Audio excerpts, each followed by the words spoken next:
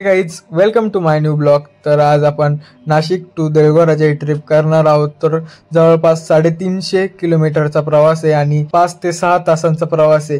तर आपण आता निघालेलो आहे आणि थोडा वेळ झाला तर आपण संभाजीनगर इथे आलेलो आहे आता बस स्टॉपवर। तर इकडली उन्हाची पारा खूप वाढलेला आहे। आपण आता वेटिंग करतोय की सिटी बस केव्हा येईल काय नाही। आता फायनल सिटी बस आलेली आहे, सिटी बसमध्ये बसलोय। आता 12 o'clockला चालू होणार आहे वाटतं। तर मग आपण थंडी फ्रुटी वगैरे घेतली, फ्रुटी वगैरे पिऊन मस्त मन प्रसन्न झालं। मग थोडी झोप घेतली सिटी बसमध्ये।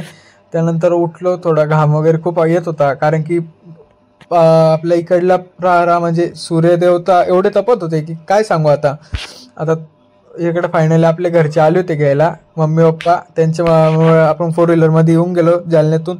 मग जालन्याच्या डीमार्टला आलो होतो, थोडं शॉपिंग करायची होती त्यामुळे मग शॉपिंग करायला डीमार्टमध्ये आलो।